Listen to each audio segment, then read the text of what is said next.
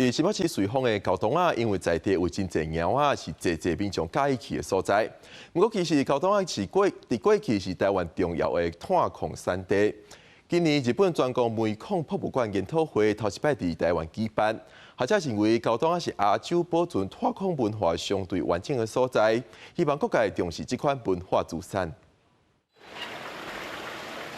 今日新北市瑞丰区的水产本矿炭坑，老炭坑工人提这个12骨仔，示范当年的员工是安怎借由这个卡声音判断岩礁是不是有灾。这个坑每天产1000多吨的煤，1000多吨的煤。它同时下坑的工人将近有1000多个工人在坑里面工作。 高东啊是台湾少数也留有真侪炭坑产业历史遗迹的所在。今年日本全国炭坑博物馆研讨会头一摆伫台湾举办，高东啊炭坑工人文史馆是因参访的重点之一。那上面这一张图是瑞山煤矿的整个图。好，那我们从这里开始，最远到石灰瀑布去。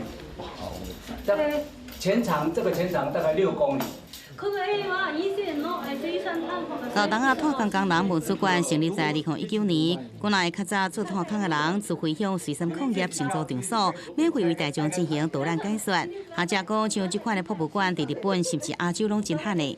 生きた歴史を保存するような場所は日本の中でもなかなかない。つまり炭鉱マンが自分たちの努力で自分たちの歴史を展示しているという場所は日本ではもう見つかりません。 不过最近，水产矿业讲，今年6月底做约到期了后，未搁再续租，或者老炭坑工人是真烦恼文史馆的未来。 那文史馆对台湾是非常重要的一个馆舍嘛，虽然是很小，但是对台湾是非常重要的。说起来这么重要的历史故事，怎么可以让它消失掉？文化部正伫甲各部会来研究安怎来提供协助，只也无具体结果。煤矿产业是台湾经济发展史甲劳动史重要一环，相关文化资产的保存需要各界继续来关心。记者宋报道。